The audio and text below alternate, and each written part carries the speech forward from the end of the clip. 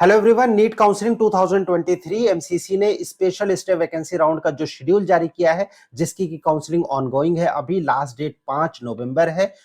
Registration plus choice filling की इनमें जो सीट मैट्रिक्स है एमसीसी की वो रिलीज की गई है, यानी टोटल कितनी एमबीबीएस की सीट अवेलेबल है डिफरेंट कोटा की अगर हम बात करें तो टोटल कितनी सीट अवेलेबल है, क्या चांसेस होंगे ऐसे कैंडिडेट की जिनको की अलॉटमेंट नहीं हुआ है, कौन अप्लाई कर सकते हैं। कंप्लीट डिटेल इस छोटे से वीडियो में आप मेडकविंग के साथ बने रहिए।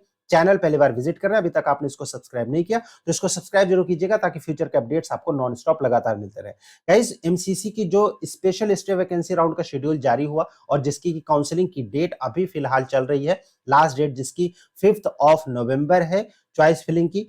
ऐसे केस में अगर हम शेड्यूल की बात करें, शेड्यूल अभी आप बैकग्राउंड में देख रहे हैं। 31 अक्टूबर से 5 नवंबर फ्रेश रजिस्ट्रेशन और पेमेंट है। चॉइस फिलिंग 1 नवंबर से 5 नवंबर तक और जो रिजल्ट है वो 7 नवंबर को आएगा। सीट मैट्रिक्स रिलीज की गई है एमसीसी की ओर से। और अगर हम सीट मैट्रिक्स की बात करें कि टोटल कितनी सीट अवेलेबल है डिफरेंट कैटेगरीज के लिए या फिर डिफरेंट जो कोटा होता है उस कोटा में, अगर हम ऑल इंडिया कोटा की बात करें, ओपन सीट कोटा की बात करें या फिर डीम्ड कोटा की बात करें, एनआरआई कोटा की बात करें, तो कितनी सीट्स हैं। अभी आप बैकग्राउंड में जो देख रहे हैं वो ऑफिशियल सीट मैट्रिक्स जो एमसीसी ने रिलीज करी है उसका ये एक्सेल फॉर्मेट है। और यहां पर हम शॉर्टलिस्ट करके ये देखेंगे कि टोटल कितनी सीट अवेलेबल है डिफरेंट कोटा में। ऑल इंडिया कोटा में अगर हम बात करें एमबीबीएस की, टोटल जो सीट अवेलेबल है 62 सारी कैटेगरीज को मिला के, यानी 62 सीट अवेलेबल है ऑल इंडिया कोटा में। टोटल 156 सीट है। डीम्ड में पेड कोटा की अगर हम बात करें कि डीम्ड में टोटल कितनी सीट है, देन 78 सीट ऐसी हैं जो डिफरेंट डीम्ड के कॉलेजेस में है, जिनमें गीतम इंस्टीट्यूट, एमएम हरियाणा मुल्लाना का जो कॉलेज है वो, कर्नाटका के डिफरेंट कॉलेजेस, महाराष्ट्र में Datta Meghe, DY Patil, JLN medical Krishna, Pondicherry Tamil Nadu, इन सब स्टेट्स में जो डीम्ड के कॉलेजेस है वहां पर सीट बाकी है टोटल 78। और इसी के साथ अगर हम डीयू यूनिवर्सिटी यानी जो दिल्ली यूनिवर्सिटी का कोटा होता है डीयू कोटा, उसमें अगर हम बात करें तो एक सीट अभी वैकेंट है university college of medical science नई दिल्ली में एमबीबीएस की, और ये कैटेगरी जो है वो ओबीसी कैंडिडेट के लिए है। इसी के साथ अगर आप नॉन रेजिडेंट इंडियंस की बात करेंगे डीम्ड में, देन टोटल 9 सीट बाकी है डिफरेंट कॉलेजेस में, जिसमें जेएसएस है, केएस हेगड़े है, और इसके अलावा श्री सिद्धार्था एकेडमी, दत्ता मेघे, डीवाई पाटिल, इन सब कॉलेजेस में एनआरआई की सीट, नॉन रेजिडेंट इंडियंस की डीम्ड कॉलेजेस हैं। यहाँ पर ये टोटल 9 सीट बाकी है। और उसी के साथ अगर आप एम्स की बात करेंगे ओपन सीट कोटा में,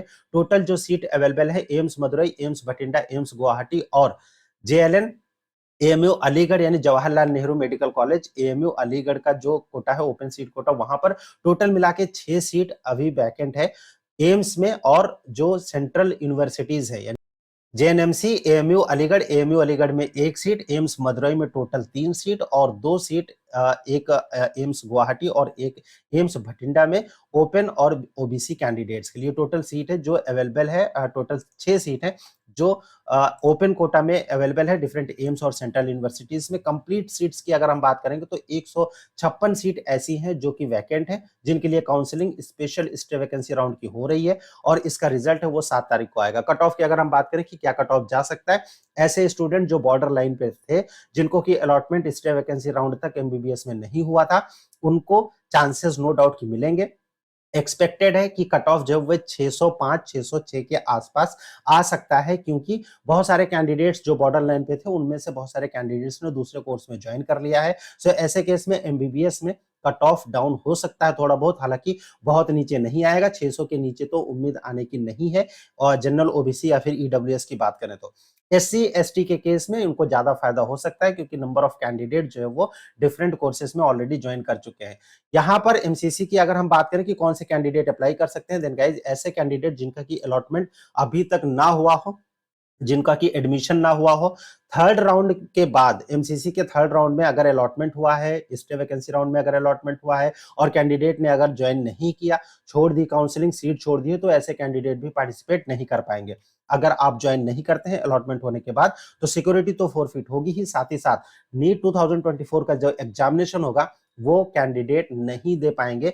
जो भी कैंडिडेट को स्पेशल स्टे वैकेंसी राउंड में अलॉटमेंट होता है और वो एडमिशन नहीं लेते हैं उनके अलॉटेड कॉलेज में, देन सो ये रूल है। और कट ऑफ जैसे कि मैंने आपके साथ डिस्कस किया 605 606 के आसपास रह सकता है जनरल ओबीसी और ईडब्ल्यूएस का। टोटल सीट मैट्रिक्स मिड कविंग ने आप लोगों के साथ शेयर किया। नेक्स्ट की वीडियोस में जैसे ही कोई डिटेल इंफॉर्मेशन एमसीसी की ओर से काउंसलिंग के रिगार्डिंग आएगी, हम आप लोगों के साथ जरूर शेयर करेंगे। Stay tuned with us. Thank you for watching मिड कविंग। Thanks a lot.